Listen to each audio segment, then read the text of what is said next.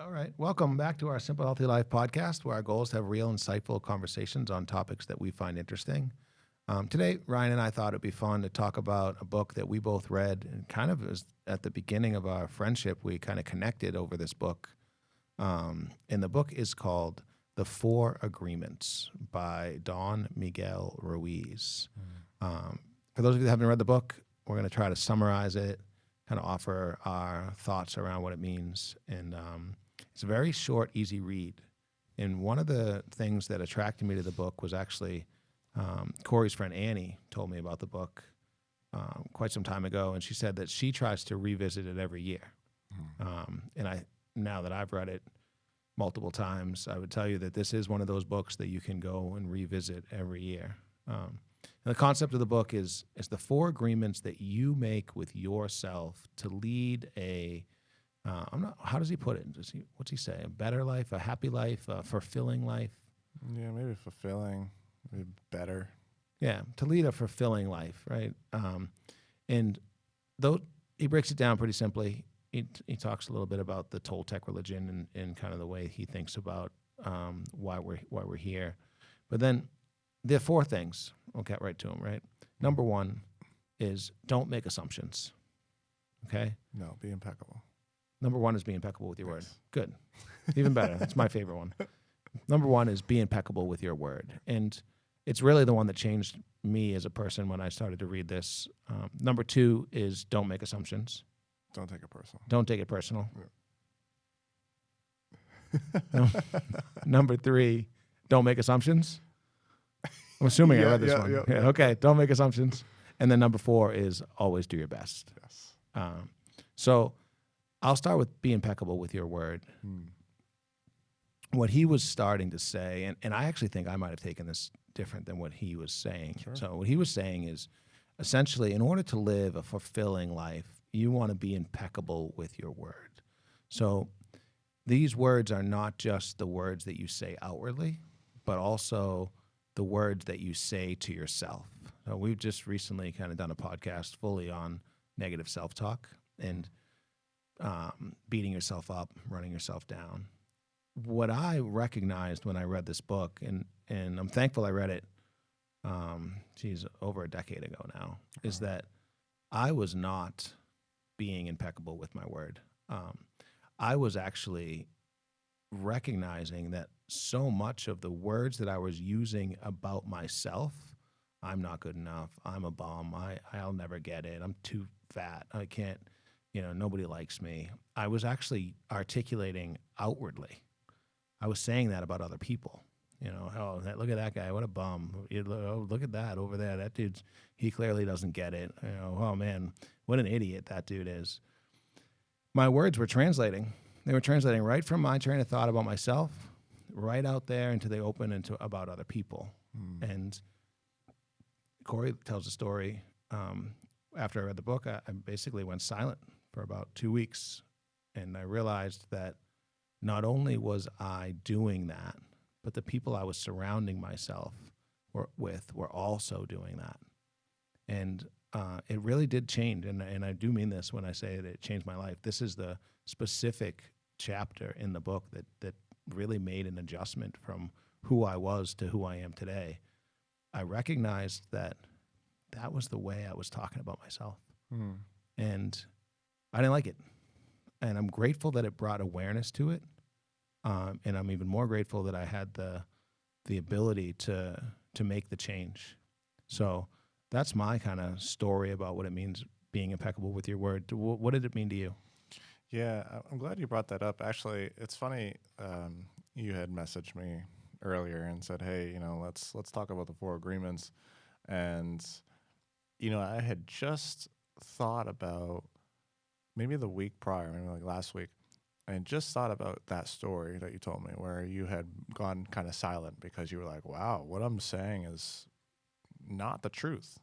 Everything that's kind of going on is not the truth. And you mentioned that just like in regards to self-talk, but I can imagine there's a lot of other things that you were saying that also weren't the truth too, just as most people. Like I think that we probably lie a little bit more than we are comfortable admitting, which is a sad thought, I suppose. And they could be little things, all little things. I don't think anyone's like a pathological kind of liar, but well, there are some people, right?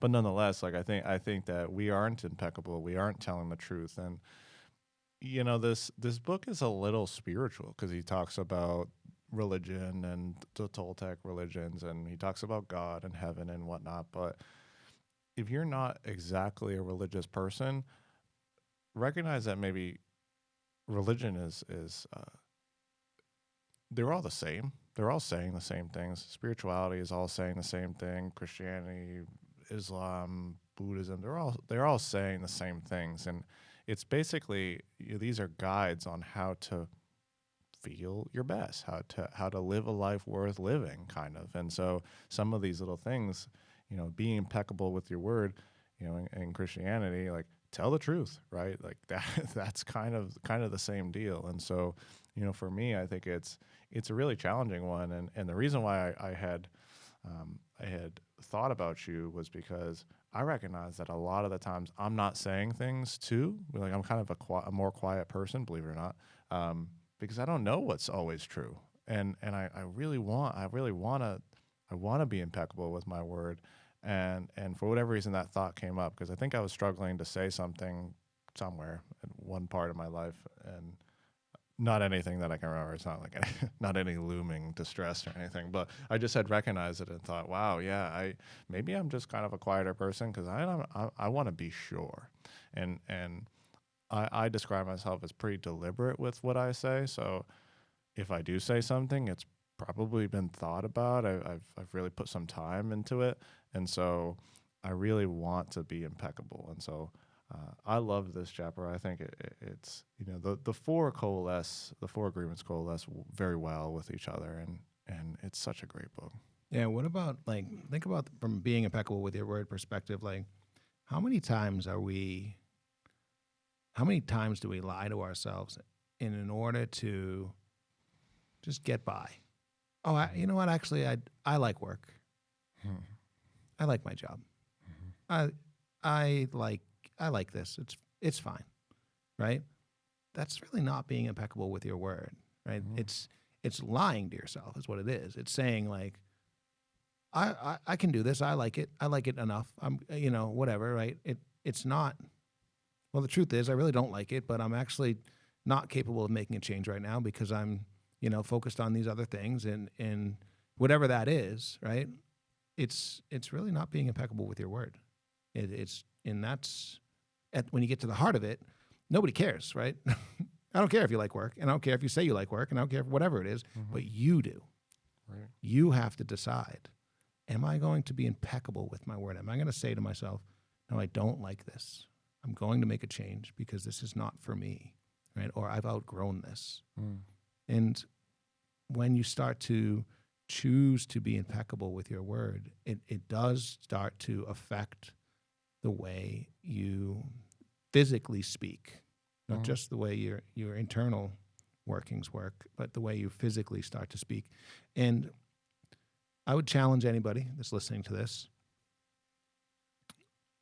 Well, in fact, I'm going to challenge everybody here at the end after we get through the four agreements. So let's talk about agreement number 2. And since I clearly can't remember the order, yeah, you sure. go. And this one was new to me. I think when I had read the book, and it's don't take anything personal, or something like that. Don't take it personally, right? And man, what a good one. I didn't even know what that meant, right? What does it mean to not take it personal, right? And he really emphasizes that everything that can happen, does happen, will happen. Nothing about that involves you, right? Someone comes in here and like slaps me across the face, like, I don't like what you said, and slaps me across the face and leaves. Guess what? It's not personal, right? And this seems ridiculous. Like you could say, well, Ryan, you elicited that or whatever. I didn't elicit anything. It was that person's reaction to whatever it is that I had said that made them take it. They took it personal. I didn't take that personal, and it wasn't personal to me. And so, that's obviously an extreme example, but anything that happens is not really personal to us. And I think this is really this is my favorite rule. If I had to pick favorites, this is my favorite agreement. Yeah. Well, I can tell you, back to my own personal example, my personal example, Yeah. which I can take personal. When I was saying those things about other people, that person's an idiot, this person sucks, we'll look at that over there, right? What I was actually doing was articulating my own thoughts around who I was, right? I was saying these things because I felt that way about me. I was an idiot. I wasn't good enough. I was fat. I was all these things. So by articulating them, by saying them out loud, if those people took it personal, what they were actually doing was just taking my own venom, my own internal concerns about myself, and they were taking it personal. Granted, I was intentionally portraying them onto them, but that wasn't really. It should not have really. It does affect us, but it should not have affected them, because the truth is they aren't those things. They're not dumb. They're not stupid. They're not these things. I was saying these things because I felt that way about myself. Right. And the way he articulates it is so beautiful that that's what we all do. Right? That's what we do. That's how we communicate. We articulate these things, these feelings about ourselves out there outwardly, and we share them. And then, yes, it's very easy to take things personal. And I think the thing to remember here is that it's very easy to not take things personal with people that you don't know, right? Sure. It's easy to not take things personal with people you don't care about. It's easy to not take things personal with just passersby, like, dude pushed you over. Well, that dude was having a bad day, and I was in the wrong place at the wrong time. But what happens when it's someone that you love? It's someone that you care very deeply about. That personal feeling, it's still the same. It's still the same. They're still operating the same way I was operating. So taking it personal is just not the way to live a healthy, fulfilled life. Right. And he brings up like the intimate relationship piece quite a bit throughout the book. And this is a good example, right? Like, so spouse doesn't do what you think that they should have done, right? Oh, they didn't take out the trash. Oh, they didn't do the dishes. Oh, they didn't, kiss me goodbye, or they didn't do this, or they didn't do that, right? And so then you say, well, they're doing that to me on purpose. Like there is something about how they acted that is a pure like disdain for me, or they're trying to send me a message, or it's to spite me, or they're not taking care of me, or they're not paying enough attention to me. Whatever that feeling is, it comes up a lot. Those kinds of thoughts in kind of an intimate relationship. And guess what? It's not personal.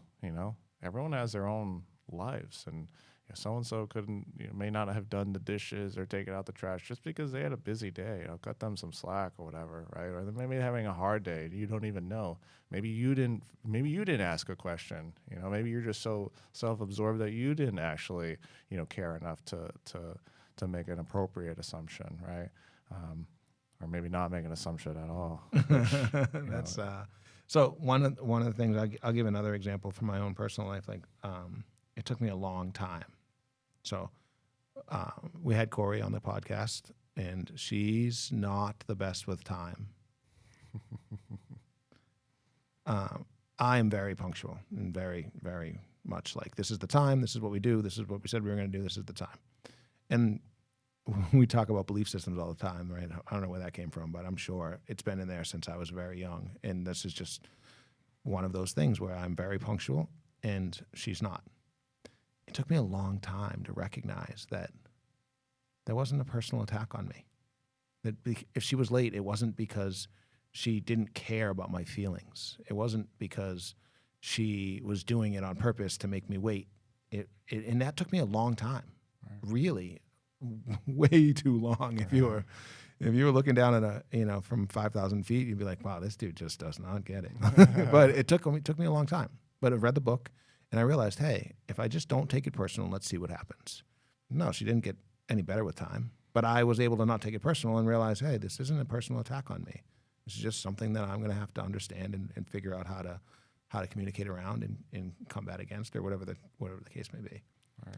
So we all have those examples, right? Especially with loved ones, like Ryan said. So maybe think about some things that you take personal consistently that are challenging you, and see if you can allow yourself just for a day or two to try not to take it personally. Yeah. Yeah. We can give endless examples, but only you know what you take personal. And so that's the challenge. Go 3 hours and see how many times you take something personal. How many times it's because you're the center of the universe, right? You are your own main character, but that's not how we should kind of go about things. And so just take a couple hours and note it. Hey, I took it personal when so-and-so didn't wave back to me. They must not like me. Right. You They know? didn't say hello to me today. Yeah. So-and-so didn't text me back. They must not like me. Yeah. Yeah. It's real. It's not about you. It's very real. Yeah. And so, I had corrected myself earlier because I said, don't make assumptions, because that's the third agreement is don't make any assumptions. And I had written down a quote, and I think it's kind of a powerful one. And he says, all the sadness and drama you have lived in your life was rooted in making assumptions and taking things personally. Yes. Yeah. It certainly was. Yeah. So how do we go about our day without making assumptions? It's hard. Right? You start your day, if you're anything like me, and I think I consider myself pretty normal, making assumptions. Mm-hmm. Hey, I know I have these 7 things on my schedule today. I'm assuming this is one of those things. This is going to happen. I'm assuming I can prepare myself for that. But none of those are really true or accurate. We get good at it, though, right? We get really good at making these assumptions. Yeah. But what happens when they don't go our way? Right. What happens when this thing that you assumed, like, oh, I assume that Corey's going to be home for dinner today, and 9 times out of 10, I was right. But then what happens when that 10th time comes around? Now I'm assuming that it's something wrong. I'm assuming that it's my fault. I'm assuming that it's because she's mad at me, right? These are challenges. Or she's doing it to you, despite you. Yeah, right, exactly. Right. And he goes on to say, like, I might have already said it, kind of articulated it differently, but everything that the other person is doing is 100% just what they are doing. Right. They're not personally attacking you. So making an assumptions based on their behavior is only going to lead to despair. It's only going to lead you to feel bad. Right.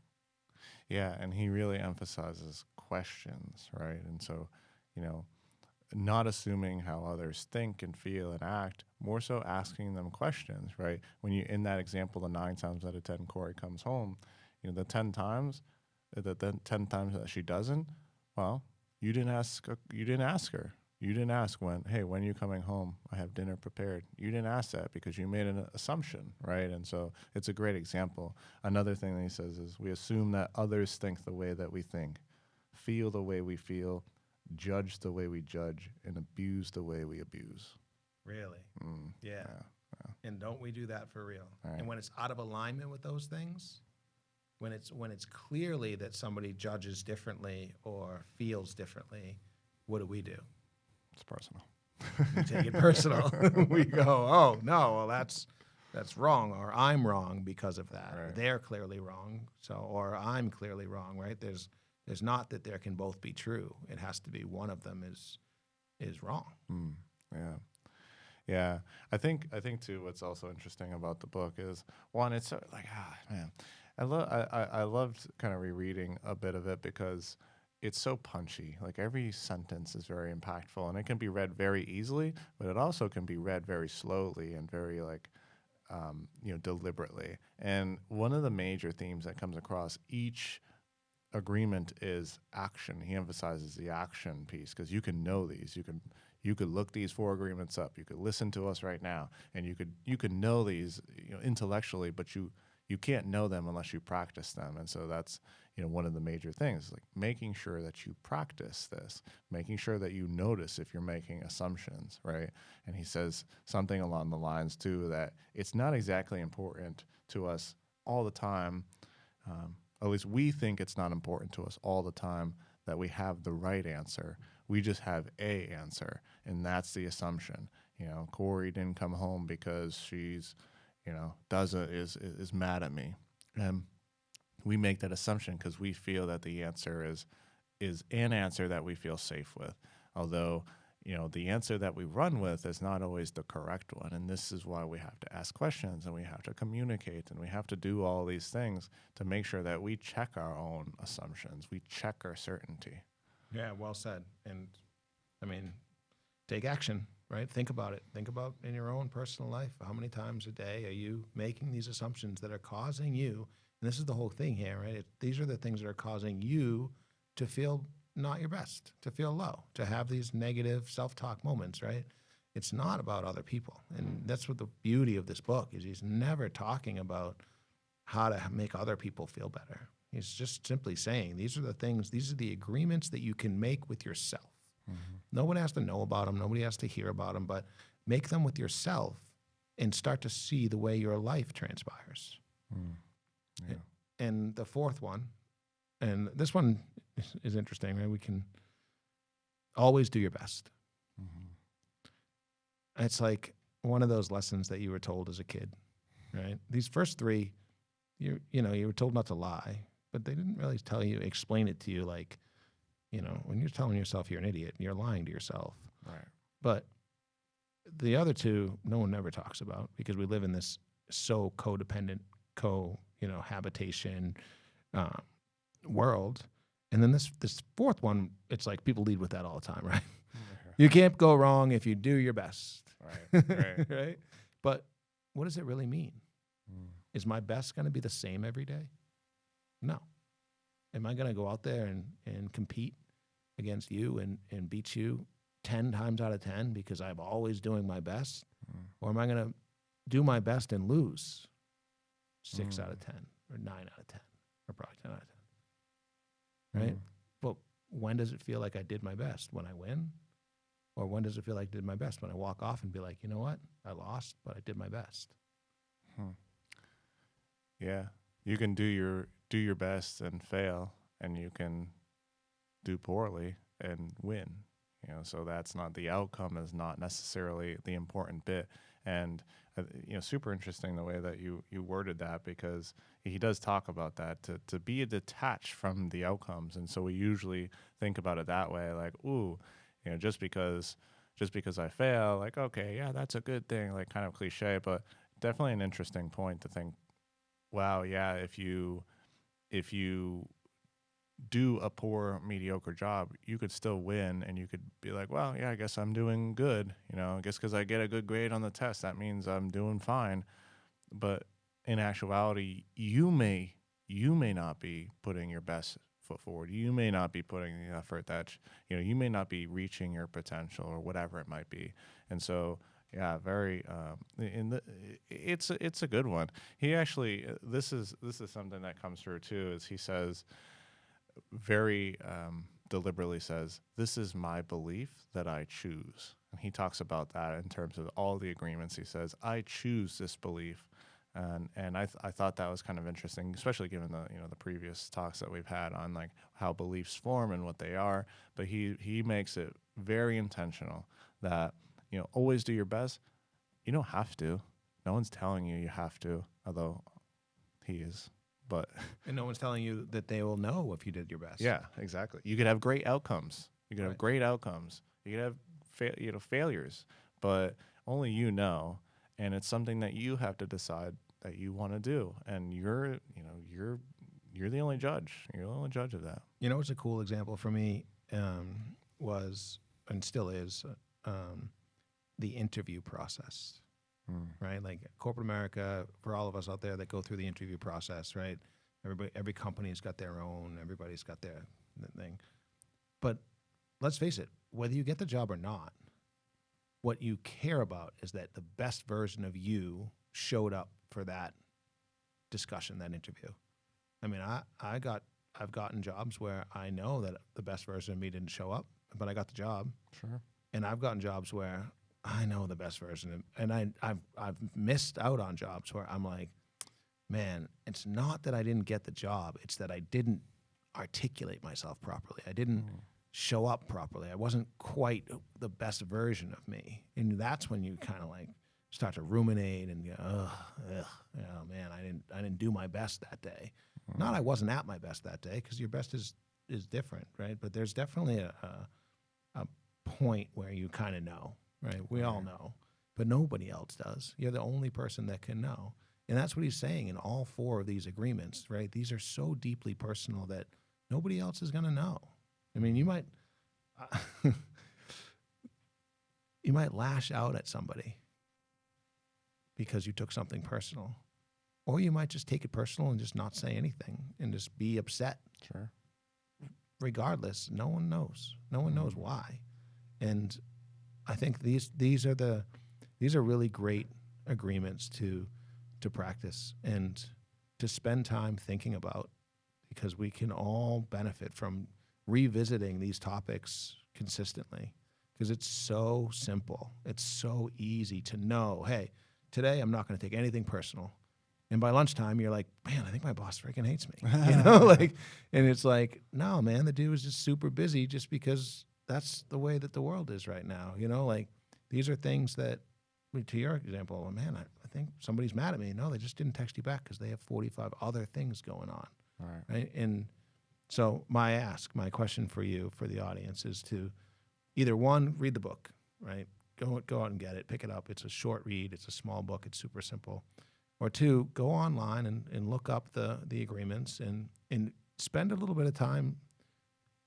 What do they mean to you, right? But most importantly, once you do understand the 4, see how prevalent they can be in your life. See how often you're breaking one of these kind of agreements that you could make with yourself. Yeah. It's certainly taking time to hold yourself accountable to like a personal philosophy, whether it's these 4 agreements or some other agreements that you make with yourself. But that's the essence of change. And I think that leads to like a fulfilling life nonetheless. You can also have people around you who kind of check you on some of these things. And what comes to mind is the other day when you were kind of struggling with a permit, and your good friend Jay Caldas, he said, he pointed out to you that you were taking this permit process very personal. In your mind at that time, emotions were high, you kind of stressful, and so and so didn't get back to you, and you're like, this is, it always happens to me, or this is like, why is this happening to me? And it's got to be personal, and this and that. And he says, you're taking it personal. You're not living by your values, and that's like such a good friend, man. You need that. Yeah, you do. And it's be careful if you are coaching somebody on one of these mistakes that they're making, because he did it really well. Yeah. But it can be very touchy subject when you say to somebody like, are you being impeccable with your word here, or are you taking this process that you don't know anything about personally, or these are things that can, when you start to own them, they can be touchy. But when you start to own them and start to see, I will tell anybody that will listen, I'll put it out there into the universe. These are things that can improve your life. Mm-hmm. And they did for me. And we joke all the time about being on the 5th version. There was a very clear delineation to when I decided that I was no longer going to be the person that put other people down. And that included myself. And while I still catch myself putting myself down, it's not nearly the way that it used to be. And once that started to change, the trajectory of my life went through the roof. The trajectory of the people that I was surrounding myself with, through the roof. The quality of people that I was surrounding myself, the quality of conversations that I was having, through the roof. Yeah. And truly grateful for the recommendation from Annie, and for Don Miguel for writing it. And I revisit it, once a year now. Definitely. Yeah, I agree. Yeah, it was nice for me to reread too. So check out the book. Do your best with these agreements. And if you have any questions, you got comments, you have other ancillary kind of feedback, let us know. Give us a follow on Spotify, and then we will catch you next time. Thanks.